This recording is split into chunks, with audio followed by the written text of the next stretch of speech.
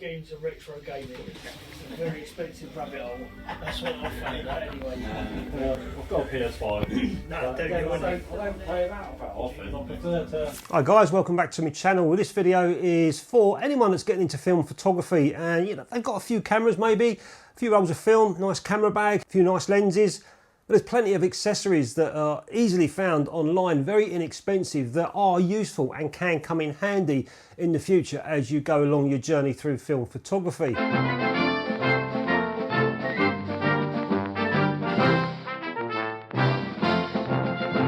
And there's loads of gear that I've picked up along the way from thrift shops, from old schools that have closed down, and just picked up anything that's inexpensive that I think one day I might use. And generally I do. I'm on a project or something and I think, you know what, that's going to come in right handy today. Pulled it out, blew the dust off and got on with it. So I'm going to show you in this video some of the useful gadgets that I've got for anyone into film photography, getting into film photography, and even maybe some of you experienced guys that may never have thought of it before. And no doubt there's going to be some very experienced long-term film shooters watching this video. If you can think of any other gadgets, stick it down in the comments for anyone coming into film photography to read and get some ideas off. At the end of the day, we're all in the same film community. Be nice, be kind. So I'll go over this very quickly. The first gadget that I've pulled out is one that's in a lot of people's minds when they start photography. You ask them what sort of photography you want to do. A lot of people say macro photography. And there's a few gadgets that you can use that are inexpensive if you want to get closer. And the first one is extension tubes. These things are pretty inexpensive. They come in all shapes and sizes for your lenses, whichever fitment your lens is. They've got no lens inside, no glass, so they're quite cheap. And you attach them to your camera.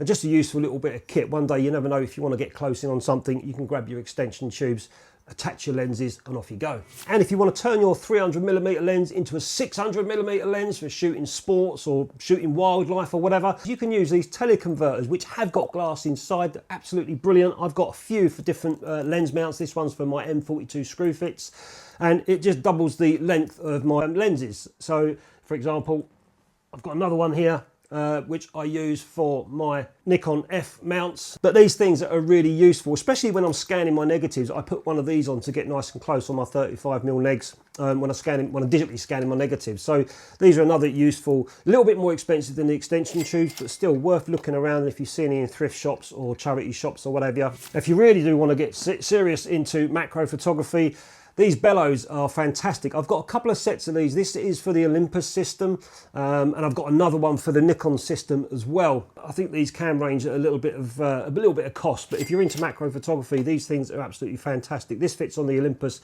OM system. Your lens goes on the front there, the camera sits on the back, and you can imagine you can get real close in on whatever you're photographing, a fly's arse or whatever. And whilst we're talking about these Bellows systems, the Nikon system that I've actually got a slide film adapter as well on the front of it, so I can put slide film in and I can digitally scan the slide film, and I've done that recently in the past with a lot of family slide film, and they've come out great. And if you want to get really close, I don't have any of these, but you can buy reversal rings. So if you take this 50mm lens, for example, you put it on your camera the other way round, and it's literally like a microscope on anything that you want to get close up on. But these reversal rings you can easily buy online for whichever lens mount system that you're using, and they're brilliant for that sort of photography. And you're not going to believe this, halfway through making this video, I've been out and I've been up the local junk shop just to see what they've got inside, and I found a little tiny camera section, and there was these close-up filters for 52mm thread. Newer ones, close-up 10, I've got a close-up 2, got a close-up 1 and a close-up 4, is that? Yeah, close-up number 4. £8 I paid for these. Now, I know that I'm not going to really use these much, but they're useful to have. But not only that, they came in this lovely little case, which I can fit 4 filters inside. So even if I'm not going to use these, I could certainly use the case. Another fun little gadget that I seem to have picked up over the years are these pistol grips for the cameras. It is what it is. It's a stabilisation for your camera. If you're a little bit tall, these cameras are a bit small for you maybe, for your hands. These pistol grips you can get right in, and get nice and stabilised. These are very, very cheap online. You can get another little gadgets worth picking up if you see any of them, and just put them in your camera bag or put them in your camera cupboard. I don't really use them because I'm okay with stabilisation, but sometimes I have taken this out for me just for shits and giggles, and yeah, it's just a fun little gadget to use. This one is more for sort of putting a flash on or something, so it's kind of like an accessory handheld device if you like. that it's quite old, this one, but you can see it just goes onto the tripod mount. It gives me a little bit extra grip. If I want to put a light or a flash on the top of there, I can. And yeah, that's what they are. So if you ever see any of these hanging around, or you know, pick one up, because you never know when you might need it. Another useful gadget, these little tiny grips that I find online. I've got a few of these, and they're quite useful for using cameras that haven't got a hot shoe, so you can use an accessory on. And they're quite simple to use with the thread mounts for your tripod thread, and also for your accessory as well. If I want to put anything over this side, a flash unit or even a static light like this one, I can go off and take me pictures. Now, if your cameras haven't got a light meter inside and you're relying on one of those mobile phone apps to do your metering, they're okay. I don't like them personally. I just like to keep my phone as a phone. And light meters are expensive, but you can buy these little tiny pocket light meters, which are pretty inexpensive, and they work absolutely brilliantly. They work just the same as your meter inside your camera does, so it's reflective metering, and they fit inside your pocket. Every photographer should really have a light meter. You never know when your light meter in your camera is going to fail, especially with these older cameras that we're shooting today. But these little pocket light meters are absolutely brilliant. This particular one I love, which is from TT Artisan. I like it because it's just analog, you know, it's just two dials. The other ones have got digital things. You've got to go into the menu system and all that stuff, and they work brilliantly. So something I recommend, if you haven't got a light meter and you want to, you know, come away from the phone app, grab yourself one of these little tiny pocket light meters. Very useful to keep in your camera bag. Now, if you shoot a lot of black and white film and you want to start getting into using coloured filters, these can be quite expensive, especially the more upmarket ones. I usually go for a mid-range budget, but it's expensive if you want to buy different ones for different lenses that you've got, different fitments. So these ones, for example, are 52mm. I've got cameras that have got bigger screw threads and ones that have got smaller screw threads. So I use these little, they're called step-up rings, and I've only got a few for what I need, and they enable me to put my 52mm lens filter, for example, onto a 49mm lens. So that's what it does. It saves me going out and buying specific filters for all my different lenses. I can use these step up and step down rings for my lens filters. They're very inexpensive. Like I say, I've only got a few because of the ones that I need, but you can buy sets of them, go from quite big down to quite small.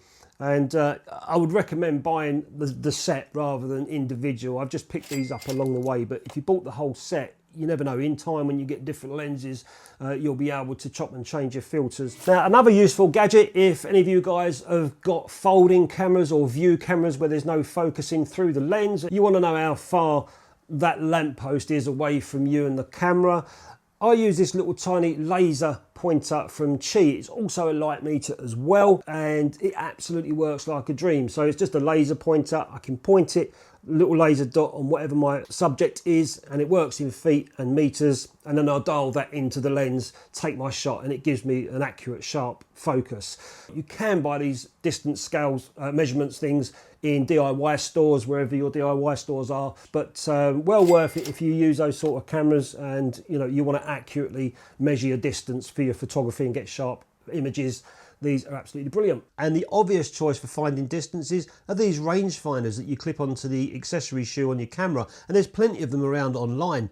Now, on this Canon 3000N camera, I've got a Nikon lens, and these little rings are brilliant. I've got a few of these for different cameras, so they're literally an adapter, a converter, which converts lens fitments to other different cameras. I've got them from Nikon to Canon. I've got them from Nikon digital over to Canon. I've got M42 screw fit ones as well that I use, and it also enables me to use my old vintage lenses on some of my digital cameras as well. I've got another one here from a Nikon ZF, so I can use my old F lenses on my Nikon ZF digital camera.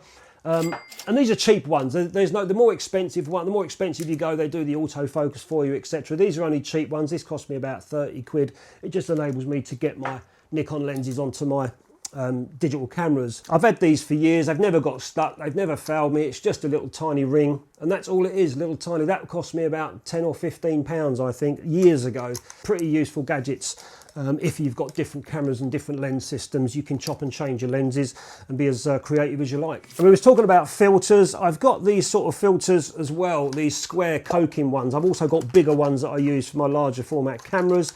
These are absolutely brilliant to find. I find these online all the time, people selling them. I picked these up years ago, and they often come with a little adapter for whichever screw fit, if it's 52mm, 49 or whatever, a little adapter that you can slide the filters in. But you don't actually need the adapter. You can just take these filters out if you're on, doing seascapes or whatever. Just hold it by the edges, and you can place it over the front of your lens and take your photographs. Now, I shouldn't have to tell anyone about this. This is a cable release. These are very cheap, I don't know, £5 or something like that. They're useful because if you've got your camera on a tripod and you want to take your shots and you're sort of running a slower shutter speed, you're not going to be, touching the camera. You're going to be wobbling it all over the place, unless your camera's got a timer on it. But then, these are old cameras, timers fail. Always worth having a cable release in your bag. Costs next to nothing and well worth investing in. Now, this is a sort of weird one, really, a changing bag. Now, why would you want one of these? You'd only really want one of these if you're doing developing at home. But there has been times when I've taken this changing bag out with me and put it in the car so I can use it on the field, not for changing films over or doing any developing, in case any of my films get stuck inside my cameras. If I'm using old cameras and I'm not trusting it too well, at least I know I've got this in the car. I can go back to the car, I can put the camera inside the bag and take the film out. It's not the sort of thing I'd carry around with me, of course I wouldn't, but just taking it out in the car, if I'm on the side of precaution, it doesn't hurt. Or if you want to save a few quid, just put a rubble sack inside your camera bag. These things are heavy duty and light tight. Just find a shady area if you're going to try and get the film out of your camera. Another useful little gadget, these are peanuts to buy, these little tiny bubble levels. If you've got a pinhole camera or cameras that haven't got any sort of focusing or viewfinder, they've got no way of sort of making sure you're level or straight. These little tiny, you can get these anywhere. Just put one of these little bubble things on top of your camera, spirit levels, and at least you can see if your camera's level when you're doing horizons and stuff. And I've even got a few that go onto the hot shoe as well, so it protects the hot shoe on the camera, and it's got a little tiny bubble on there as well. Another useful gadget I've recently found was this little tiny Chino Tech waist level viewfinder. If you want to do low down shots, you just attach it like so, and then it enables you to do low down shots. And this has been absolutely fantastic. I've been taking this out a lot with me, because especially when I do street photography, I want to get down low on the curb or whatever. I can just kneel down, throw the camera down, get my composition through there and take my pictures. This one is for 35mm or 50mm lenses. And I think they do different ones for different lenses, but to be honest with you, all I use this for is to make sure my composition's in the middle if it's a subject or whatever, and also make sure that my horizons are straight. And finally, if I'm ever going away for a few days and I pack all my camera bag, this is my bag of crap. Obviously we've got lens wipes, got a pry tool, a pair of tweezers, peg. That's always useful. Just other little tiny bits of grip, a spare tripod plates and tape, sensor cleaners if I ever need them, bits of rubber. I've even got a spare mobile phone in case I get lost and I need a sat nav and I've lost my phone. I've even got a spare SD card and some cable ties and some other little bits and bobs, Q-tips as well. Just a little tiny bag of accessories, because you never know. So there's some of the gadgets that I've got in my photography cupboard.